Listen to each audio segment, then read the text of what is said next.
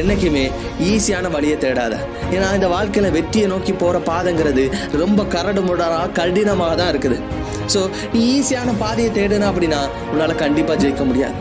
So உன்னோட வாழ்க்கையில நீ ஜெயிக்கணும் அப்படி முடிவு பண்ணிட்ட அப்படின்னா உனக்கு சரியானது இந்த இம்பர்ஃபெக்டான டைம் தான், இந்த மோசமான காம்படிஷன் தான், இந்த நினைச்சு பார்க்க முடியாத அளவுக்கு கடினமான சிச்சுவேஷன்ல தான் நீ உன்னோட உண்மையான பொட்டன்ஷியலை வெளியில காட்ட வேண்டிய நேரம்.